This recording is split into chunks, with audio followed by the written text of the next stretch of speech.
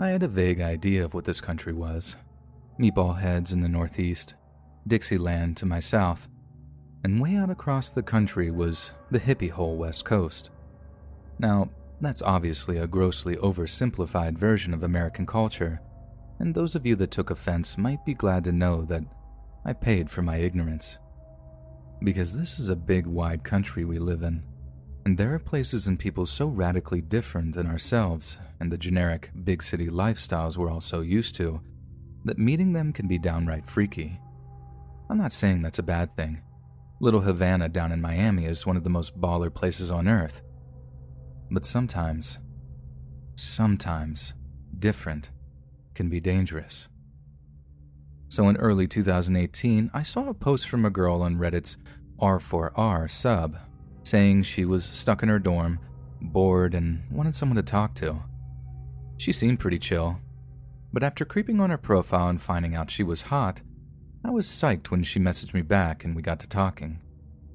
We got along even better than I thought we would, and it turned out we had a little chemistry too.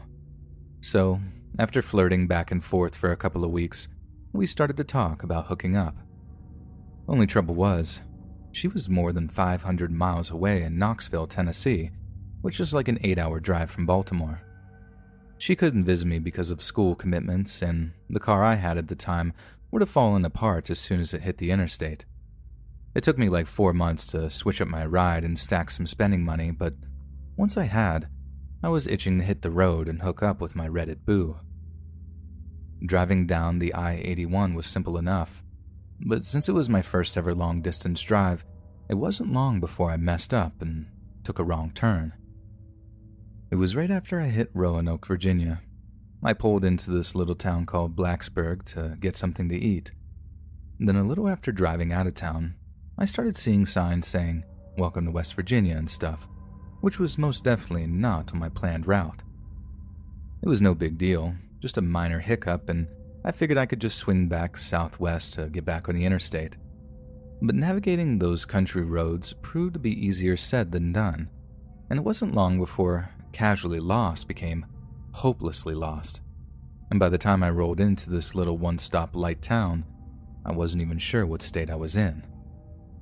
To give you an idea of what this little town was like, I saw one post office and 3 churches in the space of a couple of 100 meters. I assume that isn't all that unusual for a small Bible Belt town, but the weird thing was that there wasn't a soul out in the streets. It reminded me on Sunday mornings in Greektown, when almost everyone would pack into the Orthodox churches, but this was a Friday afternoon. That being said, the fact that there was like 50 cars and trucks parked outside this one church told me everything I needed to know. And if I wanted directions, it was looking like I was going to have to interrupt the little afternoon worship session. It's not like I hadn't seen anything weird in a church before. Like I've mentioned, I grew up in Greek Orthodox, and some of those priests look like they moonlight as wizards. That's not to mention all the carpet-kissing, holy haircuts, and crawling marathons that go on. But I've never seen anything like what was going on in this country church. And unlike the love thy neighbor Christianity that I feel like most of us are familiar with, these people were anything but welcoming. Walking into that church caused this record scratch moment, where the guy at the pulpit just stops talking and looks up at me. This causes everyone, and I mean everyone, to spin around in their pew to look at me. I tried to speak up, but with all those eyes on me, I just sort of seized up. By the time I got it together to say anything, the guy at the pulpit cuts me off like, "You from the government?" Now, bear in mind, I'm wearing Hawaiian shorts and a George Carlin shirt. I'm about 240 at the time, completely bald, and I have a front tooth missing. I look as far from a Fed as you can possibly imagine, but still, this guy is looking at me like I'm some kind of narc. I start explaining that I'm just looking for directions, but the guy cuts me off yet again and tells me, "Patience is a virtue, son. Take a seat. We're almost done here." Now, I know I should have just left and bought a map from a truck stop like a grown-up, but I was young, dumb, and full of, So, My logic was just get directions, get to girl, instead of stopping to consider that I might be way out of my depth. For a while, the atmosphere among the congregation was tense, but still subdued. Their eyes are glued to the pulpit and their mouths are glued shut. But as the preacher's tone and intensity build, so does the energy in their responses and reactions. First thing that really keyed me into the fact that these people weren't all there was the whole speaking in tongues thing. I heard it was still a thing that happened, but you don't see anything like that in Baltimore unless some dope fiend smokes too much spice, which is certainly no cause for celebration. But when this regular-looking guy jumps up out of his seat and starts jabbering this complete nonsense, the congregation was hooting and hollering like it was the greatest thing they'd ever seen. And while not necessarily the scariest thing I'd ever seen, it was incredibly jarring to actually see it with my own eyes. I'm already incredibly nervous, but I figured if I just keep my mouth shut and let them do their thing, I'll be out of there with a solid route back to I-81. Only the next thing I know, I hear the preacher calling out for their guest to join them at the head of the congregation. I just remember thinking, he can't be talking about me. There's no way he's talking about me. But that was pure wishful thinking on my part because, once again, the whole congregation turns around to look at me. "Come on up, son." The preacher's words were like daggers in my gut. I get pretty bad stage fright and anxiety as it is, but the idea of exposing myself to those people was almost too much to bear. I start making a show of saying, "No, thank you," trying to politely decline the guy's offer, standing briefly to address the guy before I sit back down. Only right when I do, I hear this voice in my ear like, "You'll get up there if you know what's good for you, city boy." I turn around. Standing behind me is this freaking werewolf of a man, incredibly hairy, and wide as he was tall. Dude could have crushed my skull with one hand if he wanted, and he was blocking my route to exit. Suddenly, it didn't look like I had much of a choice anymore. So in spite of my legs feeling like warm jello, I made my way to the head of the congregation and awaited my fate. The first minutes or so were like appearing on a game show that I really didn't want to be on. The preacher asked me what my name was and where I was from, in a weird way too, asking me, "Were you given a Christian name, son?" I tell him my name is Nick, and that I'm from Baltimore, that I'm just passing through town on my way to Knoxville. He asked me why I'm going to Knoxville, if I had family there, and I just nod instead of telling him the adulterous truth. Then he starts saying how outsiders have always plagued their community, how they try and protect their prim and proper ways onto good country folks, stuff like that. Then he starts talking about how they, who they were I have no idea, tried to string up his grandpa in the 40s for handling. So now I'm really confused. What had he been handling, and why had they tried to kill him for it? Not knowing made the whole thing even worse for me, and I could actually feel the sweat dripping down my back as I got more and more nervous. I've told this story a bunch of times before, and one or two people knew exactly what handling meant in the context of some country preacher. But I didn't, and if I had known, I'd have just rolled through that entire town, content to be lost and ladyless, because the one thing I'm more scared of than anything else on the face of the earth is snakes. But what was the one thing that crazy preacher pulled out of this wicker basket he had up there with him? A freaking snake. And not just any old snake, a legit rattlesnake. At first, I just froze. I didn't know fear like that even existed. The kind where you can literally not move for a few seconds as you're confronted with your literal worst fear, that deer in the headlights effect. Jesus Christ, I can still hear the sound of its rattle like it was yesterday. Like you just don't get how loud those things can be until you actually hear it for yourself. It's a sound that says, "Get away from me, dude. I'm not to be messed with." And it doesn't need translating for you to know what it means. But here's this preacher guy just straight up holding it in his hands and smiling like it's the most normal thing in the world. Not just that, but you'd think you'd be super careful handling a freaking rattlesnake. but this guy's like bouncing it up and down in time with some old church music that starts playing out of an old stereo. All the while, the congregation are hooting and hollering like it's the greatest thing they'd ever seen. You'd think you want to keep that thing nice and chill, but nope. If I was nervous, you can only imagine how that snake must have been feeling. So like I said, I'm just frozen for a few moments until the preacher makes a move towards me with the snake in his arms. I wasn't frozen after that, let me tell you, and I just about bolted off the stage and toward the main entrance to the chapel. I channeled all the touch football agility from my middle school years to feint and dodge the 300-pound werewolf dude on the way out, sprinted to my car, and then just took off out of town at what felt like a buck and change. I've done some stupid things in the pursuit of females in my time, but walking into that little chapel tops the list by far. I had no idea snake handling was even a thing until then, and after I Googled it, I saw that dozens of snake handlers have died in the past. But that's not the stat that matters. It's how often they get bit.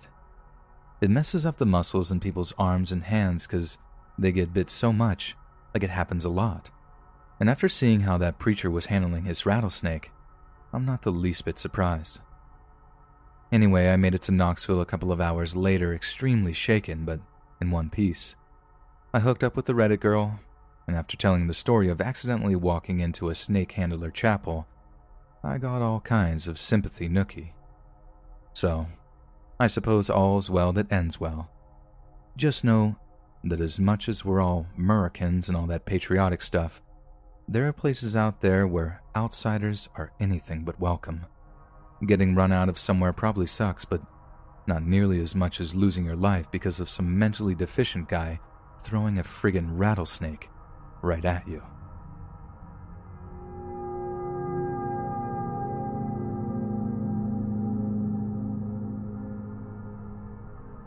In 1961, when I was just 20 years old, I joined the Freedom Riders. I grew up in Boston, the only son of two liberal Irish Americans who never tired of reminding me that we hailed from the same part of Ireland as the Kennedys. My dad was a lawyer, and although he practiced real estate law, he had a real passion for constitutional law. It was a document he was extremely proud of. I mean, you'd honestly think he wrote the dang thing. But as the years went by, I started to gain a growing appreciation for the freedoms our Constitution guarantees, which is why I was so offended by the South's Jim Crow laws and their refusal to back Supreme Court decisions that guaranteed the rights of our African American brothers and sisters who were still stuck behind enemy lines as we saw it. That's about the same time I heard about the Freedom Riders, groups of mostly college-aged kids who would ride Greyhound buses down into the southern states so they could challenge the messed-up racist status quo by, for example, helping black folks get to their local polling stations come voting day or organizing boycotts of businesses that implemented racial segregation. I felt like I'd found my calling, like the riders were a spiritual successor of the Underground Railroad. Only instead of coming to us, we were going to help people get justice right in their backyards. But as you can imagine, we weren't exactly welcomed with open arms down there. We had allies, all right. Good Southern Christian folk who paid more than just lip service to the ideals of their savior. But boy, our enemies were legion. Sometimes the only way to tell the difference between the cops and the Yankee-hating posses of good old boys were the badges. They acted exactly the same way. Guess they hated us the same way too. But while those good old boys used their fists and firearms to chase us out, the cops used the law. They arrested riders on all kinds of trumped-up charges, like trespassing, unlawful assembly, and other alleged offenses. Even worse, they turned a blind eye whenever we were actually attacked by vicious mobs of anti-integrationists. But the thing I'll never forgive the cops down there for is hooking up with a group of people who could do their dirty work for them. Anything too brutal or violent or evil for them to get away with, they handed off to a group of guys who only came out at night and were invisible during the day. A group I'll hate until my dying breath. By the summer of '61, the Freedom Riders gained a lot of publicity because of the reception they received when the first bus full of riders arrived in Anniston, Alabama. It was actually a Sunday morning when they arrived, and people actually left church services still in their Sunday finest to attack the buses. The driver tried to leave the station, but he was blocked by the mob while someone slashed the bus tires. The mob then forced the crippled bus to stop several miles outside of town and then threw a firebomb into it with the passengers still inside. As the bus burned, the mob held the doors shut, intending to burn the riders to death. And it was only when a cop brandished a weapon that the mob retreated and the riders could escape. That's the kind of welcome we were expecting. We knew we were taking our lives in our hands going down there, but we didn't care. It was a worthy sacrifice. Thomas Jefferson himself said, "The tree of liberty must be refreshed from time to time with the blood of patriots and tyrants." And boy did we take that to heart as we loaded onto the Greyhound heading for Newark to Little Rock, Arkansas. The journey down to Little Rock was much smoother than expected. I guess now that their hatred for us was out in the open and journalists were floating around, the mob wasn't so quick to try and burn us alive. But once we arrived at the place we were staying, the rider representative from Arkansas warned us about walking around alone. The network of locals was keeping careful track of all the buses that rolled in from the north, and potential freedom riders were profiled and followed by either the cops, local volunteers, or a mixture of both. It was a scarily sophisticated racket they had going on down there, and it would have been admirable if it wasn't so downright dastardly. And the real genius part of it was that a bunch of college kids couldn't just stay in a room for almost a week straight. We had to come out sometime, whether it was to grab a bite to eat or a pack of smokes. It was only a matter of time. It was greed that got to me. I just got way too hungry one night, and the packet of peanuts I thought that would last me just really didn't cut it. That's how I found myself wandering the streets of Little Rock, trying to find somewhere selling food where I wouldn't get narked on for my obvious New England accent. I didn't even make it to a fried chicken place before the cops rolled up on me. Then all it took was one look at my ID, and I was screwed. They patted me down right there on the sidewalk and just so happened to find some marijuana in my jean pocket. I'd never smoked in my entire life. It was an obvious plant, but there wasn't much I could do about that. I'd gone against the rep's advice and gone out on my own, and just as they described, I was picked up on some nonsense marijuana charges. I was furious, mainly at myself for being foolish enough to get myself arrested, but also at a system that turned good young people like myself into invasive criminals. I figured I'd get a few licks, spend the night in jail, then maybe get kicked out of state the next morning. But the cops had far worse plans for me. It probably took me longer than it should have to work out that they weren't taking me down to the local precinct. And when it hit me, I was more terrified than I'd ever been in my life. Instead, they took me to some old, burned-down church they said used to be where they worshipped. But it wasn't so much the idea of losing my life that was so daunting. Like I said, I'd come to terms with that prospect. It was what they would do to me before they killed me. That's what I was so scared of. Only it wasn't the cops that had any plans for me, as I mentioned earlier, because in order to deal with me, they'd enlisted the help of a different organization entirely, one that didn't mind getting their hands dirty, one with no oversight, no rules, and no mercy. And when they walked out of the woods, all dressed in white, they were 100 times more terrifying than the specters they resembled. The Klan. Out of common decency, I don't want to repeat some of the things they said to me. They used some of the most disgusting language I've ever heard, before or since, and I won't do them the satisfaction of repeating their words. All that's pertinent to the story at hand is that they told me that they were going to do to me what they used to do to Northerners' spies during the war. They threw a noose around my neck, dragging me through the woods by it, kicking and hitting me as we went while they sang some song about them hating the Yankee nation and everything it does, or some craziness like that. Then, when they found a tree limb just right, they strung me up, and for what seemed like an eternity, I hung there in midair, completely unable to breathe. I think I must have passed out because I don't remember actually falling. I just woke up in a crumpled heap in the dirt with the skin of my neck burning. They then dragged me out onto the road, stripped me of most of my clothes, then pointed me in the direction of Little Rock and made me walk back, all with the noose still around my neck. I tried to hitchhike, but I think people just knew not to touch me. Only one group of people stripped and subjected people to mock hangings, and they were evidently not to be messed with. It took me so long to get back into town that it was almost dawn by the time I arrived back where the riders were based. At first, no one would open up, thinking that a nighttime visitor meant only one thing. But once they heard my accent, they knew I wasn't a cop or any other hostile party. Like I might have said, I just thought I was dumb for wandering out to get food, but the others saw me as some kind of hero. This Italian guy from Newark told me that I had to have some brass balls for going out after being warned not to.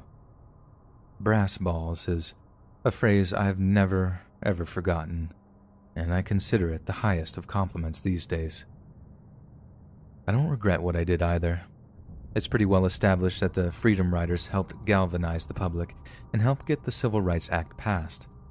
In fact, it's kind of strange because as much as having that noose around my neck was the most terrifying moment of my life, it's also the proudest.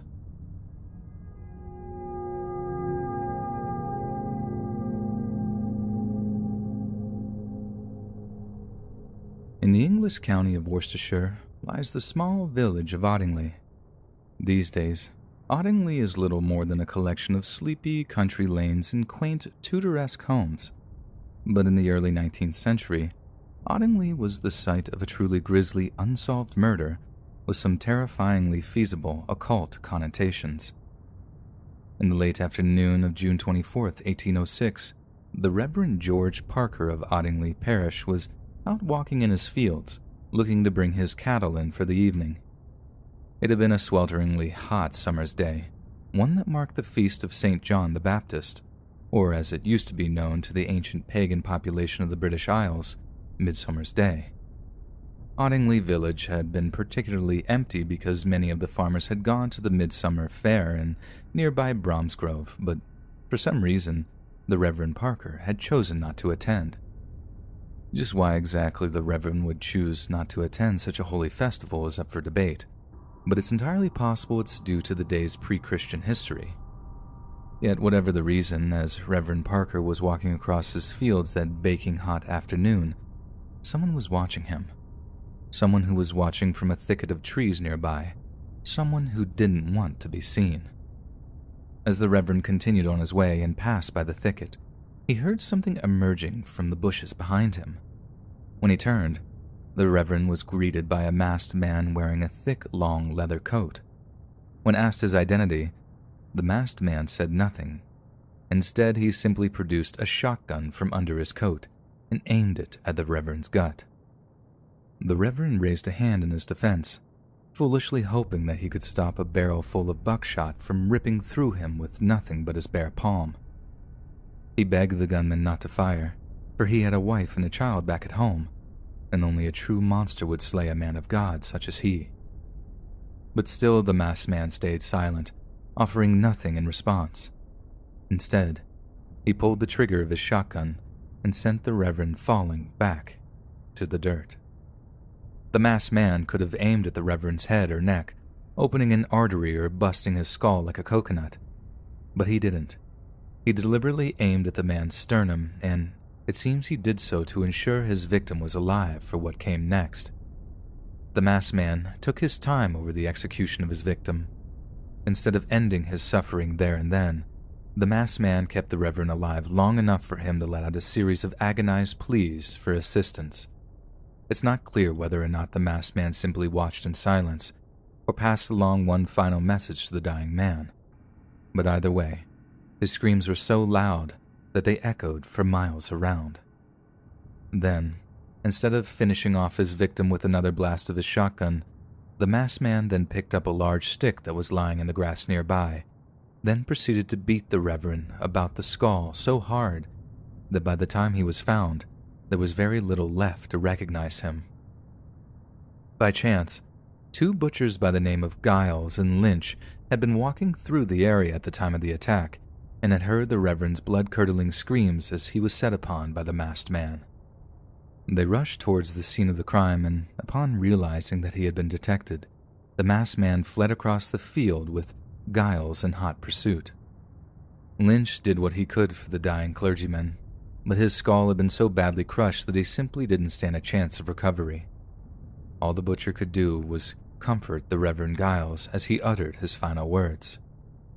Meanwhile, Giles was racing after the masked man, unable to see the shotgun he held concealed under his long coat. As he got closer and closer, the masked man appeared to be slowing, fiddling with something at his waist. Giles saw his chance to apprehend the brigand and accelerated in preparation to tackle him, but the masked man turned, brought his shotgun to bear, and fired off a spray of deadly metal shrapnel. But Giles was quick. He immediately dropped to the ground just before the trigger was pulled, and the buckshot went flying over his head. Knowing he would be killed if he continued the pursuit, Giles stayed down as the masked man fled, forced to watch as the criminal escaped into some nearby woods. By the time Giles had returned to his colleague, Lynch, the Reverend had died, but not before managing to splutter out one final word before taking his final breath. Midsummer.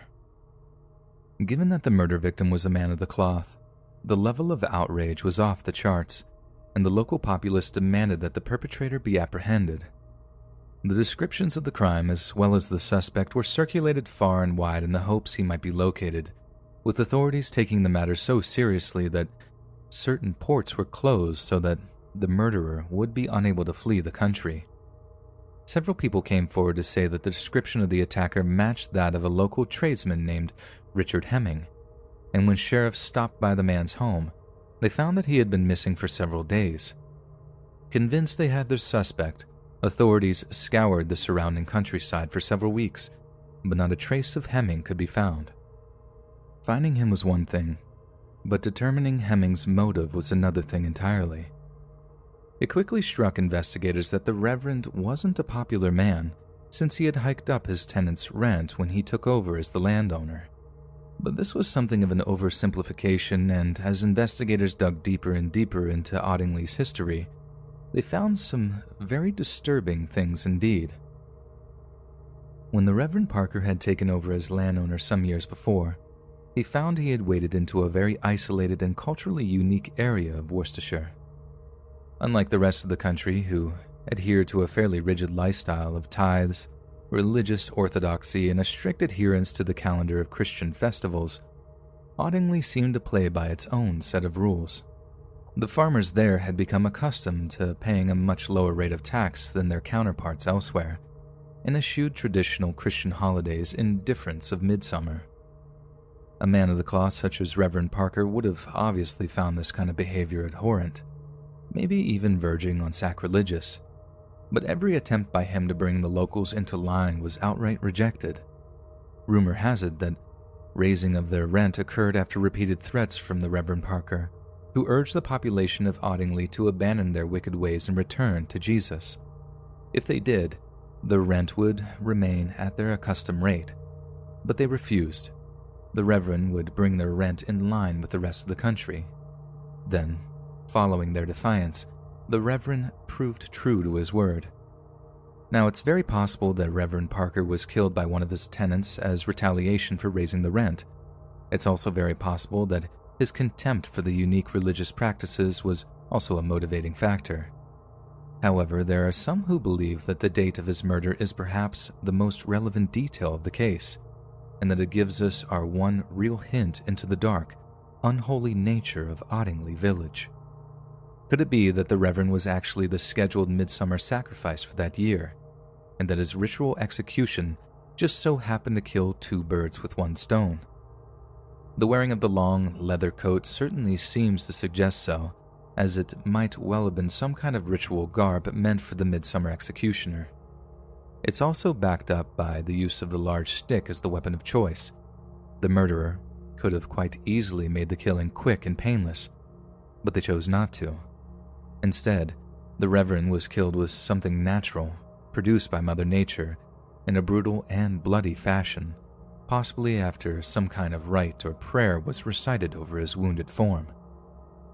But without having apprehended the murderer, the true motive behind the killing was a complete mystery, one that would take almost 30 years to unravel. 24 years later, on a cold winter's morning in 1830, a groundskeeper named Charles Burton was tending to his duties on some Ottingley farmland.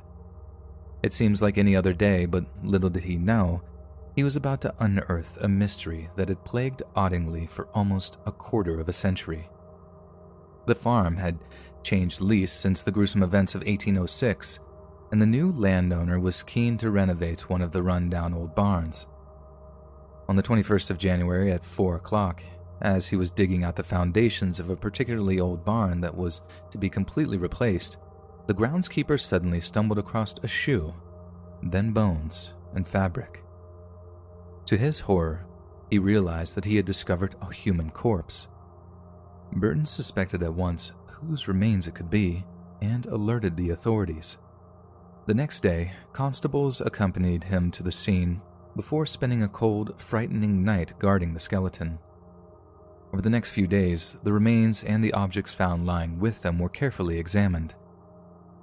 Investigators found that the victim's skull had been beaten into many pieces, and it was clear from the outset that whoever had been murdered had endured a savage and painful death before lying there, undiscovered for decades. Given that the victim was dispatched in almost exactly the same way as the Reverend Parker, it was initially speculated that their killer could be one and the same. But when the skeleton was examined, the skull reconstructed, and the victim's belongings catalogued, investigators came to a shocking conclusion: that the corpse belonged to none other than Richard Hemming, the man suspected of murdering the Reverend Parker all those years ago. So how exactly did Parker's murderer also come to suffer an equally gory death in almost exactly the same way? Well, if the confession of Mr. Thomas Clues is to be believed, Hemming's murder was the work of other villagers who wished to keep the whole thing a secret. It appears as if Hemming had drawn the proverbial short straw when it came to deciding who would be the Reverend's assassin, and that the plan was for the members to meet up with their fellow conspirators at a piece of Ottingley farmland to confirm the deed had been done.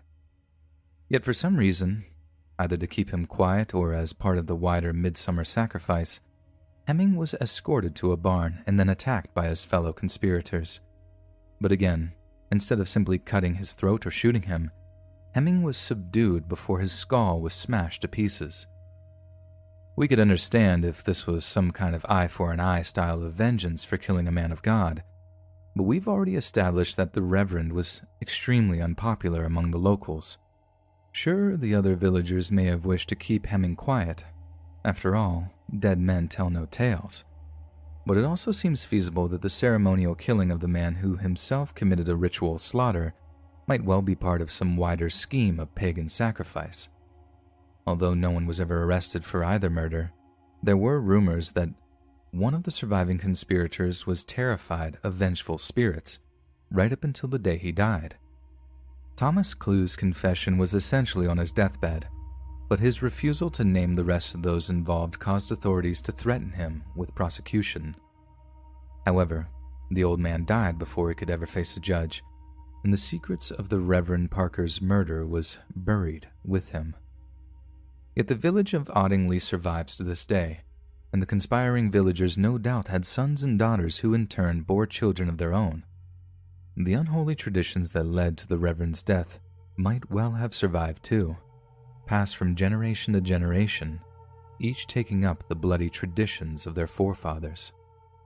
It's a chilling enough thought to avoid the country lanes around Ottingley in late July, lest you become the next midsummer sacrifice, whose final image on this earth will be a masked man in a long leather coat, swinging the limb of an oak tree down onto your skull.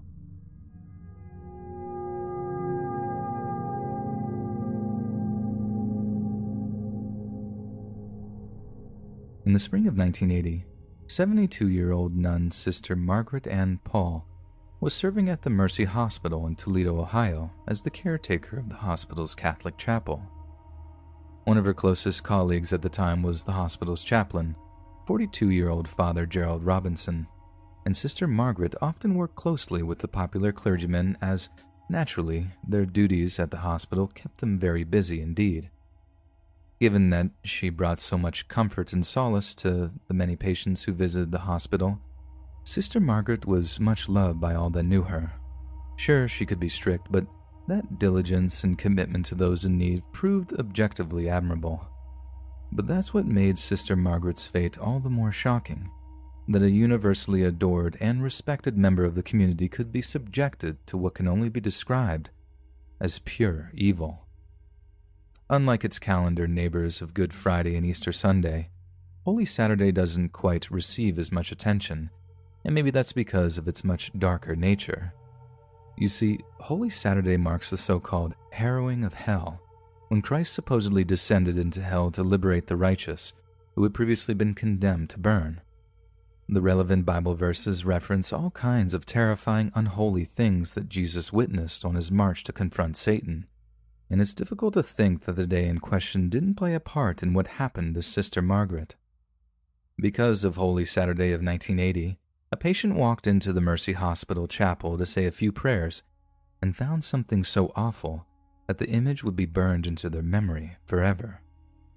Lying on the floor of the chapel was the horribly mutilated corpse of none other than Sister Margaret Ann Paul. Following the post-mortem, it was found that the official cause of death was oxygen deprivation as a result of strangulation. But for some reason, once her life had been snuffed out, her killer had chosen to stab her 31 times around her chest, neck, and face. But there had been a method to the killer's horrifying madness, with most of the deep stab wounds forming the shape of an upside-down cross on Sister Margaret's torso. Her killer had also taken the time to anoint her with her own blood, smearing a cross on her forehead in a sick mockery of the well-known Catholic rite. But that's not all, as Sister Margaret's killer had also wrenched open her habit, denying her dignity even in death. And while it was clear from forensic examination that the killer hadn't carnally violated her, they had taken the time to violently shove a small wooden cross somewhere it seriously did not belong. The scream that the patient let out upon finding Sister Margaret's body had people coming running from all directions. No one could quite believe it. A nun of all people, slaughtered in such a horrendous way before being mutilated in a despicably sacrilegious manner. What kind of monster was capable of doing such a thing to a woman of God of all people? Obviously, Father Gerald Robinson was devastated and insisted on presiding over Sister Margaret's funeral just 4 days later. Many described him as being in a state of shock, seemingly unable to handle the fact that his close colleague had been so horribly defiled. Some said he stayed with Sister Margaret's body as it lay interned at the funeral home, praying that she might find the peace in death that was so denied to her during her final moments. On top of that, he fully cooperated with the ensuing police investigation, the conclusions of which would rock the city of Toledo and traumatize the wider Christian community. After a long and painstaking analysis of the crime scene, homicide detectives discovered a rather interesting blood stain on an altar cloth near Sister Margaret's body. The stain was rough in places, but in one part, an image of the U.S. Capitol building is visible, almost like blood had gotten onto a ring or medallion that was then pressed against the altar cloth. Sister Margaret certainly wasn't in possession of anything bearing that symbol when she died, so surely a huge piece of evidence would be finding whoever the medallion or ring belonged to. During the investigation, one of the homicide detectives found themselves in Father Robinson's office, discussing those who might have visited the chapel on the day of Sister Margaret's murder. Obviously, Father Robinson was a very busy man and was forced to leave his office several times to attend business, leaving the homicide detectives alone to nose around the room.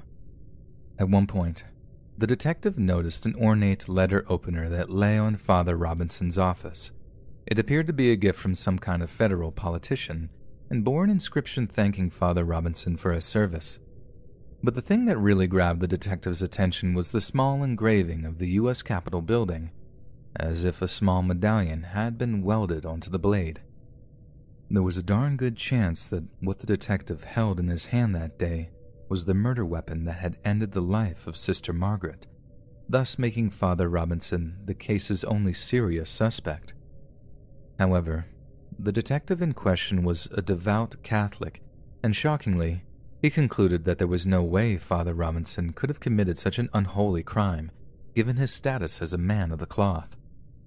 As a result, Father Robinson was never even interviewed under caution, let alone arrested for a crime he was quite obviously a suspect of.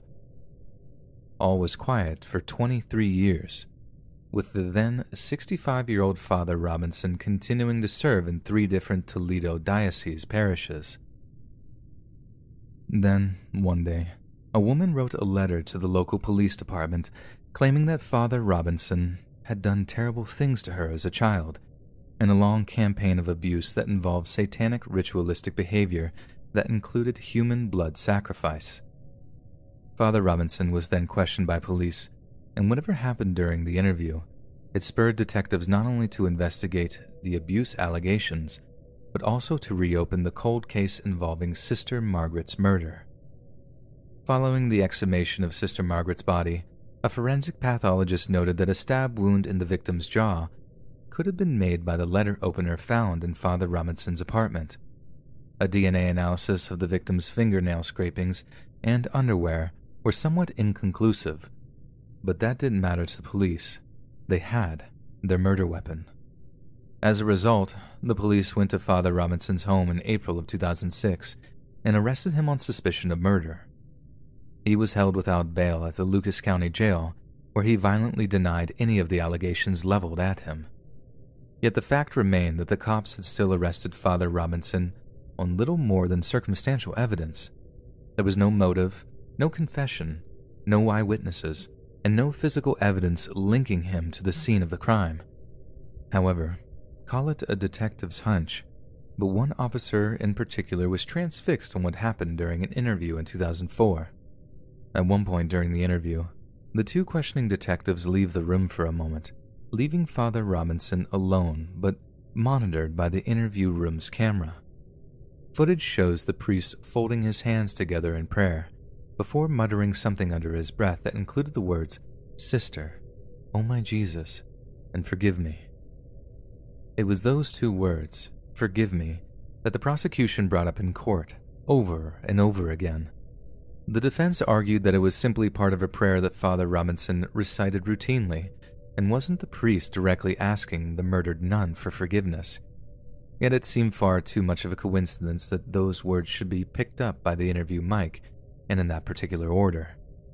The prosecution also argued that the letter opener was obviously the murder weapon, going so far as to see if it fit the stab wounds on the bones of Sister Margaret's ribcage.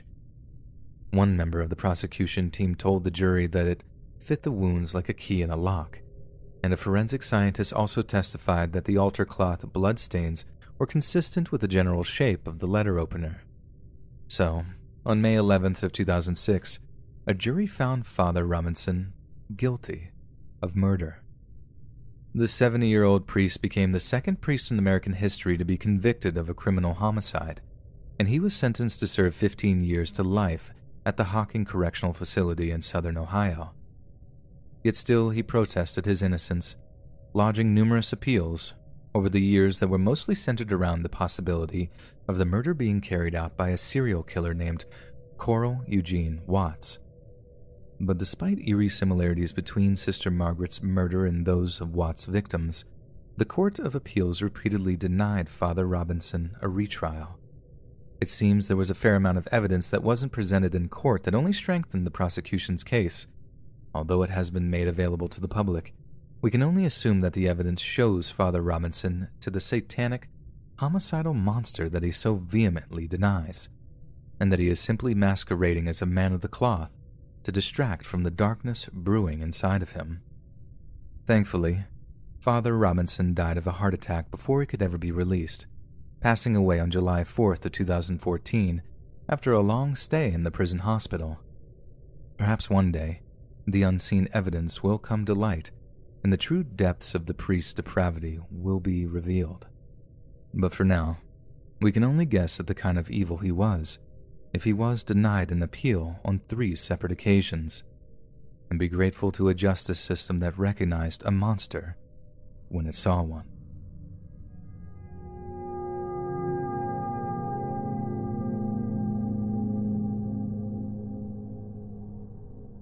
Way back when, I used to hang around with this crew that sold Class A's in the city center on the weekends. We were making bare cash between us, flogging bindles of stag doos and students and all that. And we went all night, too. About 9 at night until 4 or 5 in the morning, just hanging around the clubs until we sold out or business slowed. Once we was finished, me and my boy would walk up to the street to this old ruined church left over from years ago. The council keeps it around for the history or whatever, and there's this little building round the back with some of those big wheelie bins. There's a security light and a CCTV camera, but if you just move the camera with a stick or something, it's safe as. So that's where we'd do our count at the end of the night before we went our separate ways. I won't lie, right? It could get a bit spooky if it was quiet around there, but that worked to our advantage, you get me? Just meant we wouldn't get interrupted with what we was doing.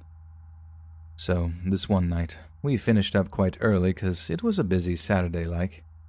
We walk up towards the old church, round the back to the bins and the little porta-cabin thing and start counting up. Like I was saying, you can make a lot of peeve from selling on the street like that, which is hard enough to count up on its own. But then you get given all fivers and tenors and it takes even longer to count up. That means when we're counting, no one's saying a thing. It's so quiet back there that you can hear a mouse fart, you know what I'm saying? So, when something makes a noise behind my boy, he just about messed himself, he's so scared. I start laughing 'cause we get rats around the bins near our block of flats all the time. It's no big deal at all. But he's all tense because he's got stacks on him. Absolute sussy baka behavior. However, we carry on counting and there's like another noise coming from the bins. I already told you, I know what rats sound like in bins. I used to take them out for me mum when she was still with us, God rest her soul.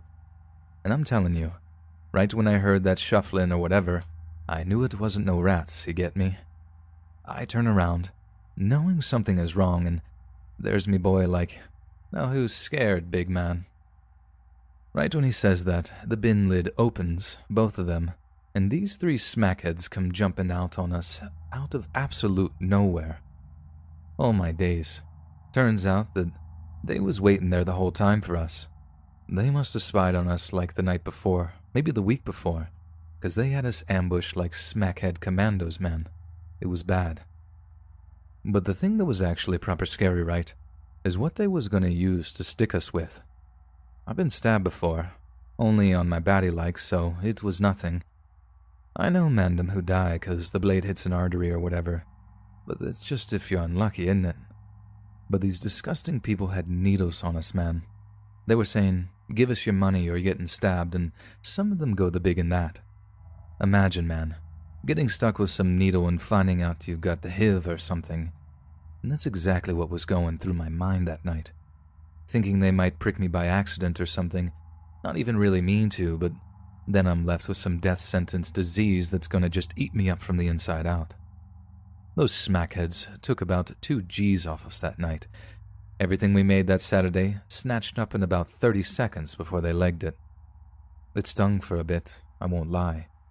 But if you're smart and keep something stashed, you can make your money back in no time.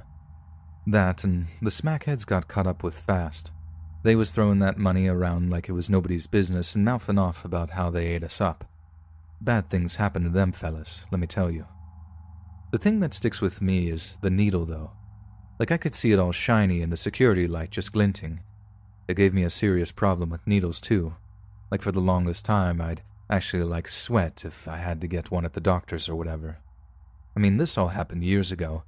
But even when I got my vaccine recently, I got way nervous like back in the old days. I know no one likes needles, but honestly, I was so anxious that the nurse was asking if I was going to pass out and all this. I get what people mean when they say moments like that leave lasting scars. But I'll tell you what, rather a bit of nerves around needles than getting some debilitating disease. Literally can't imagine a worse thing than getting it like that.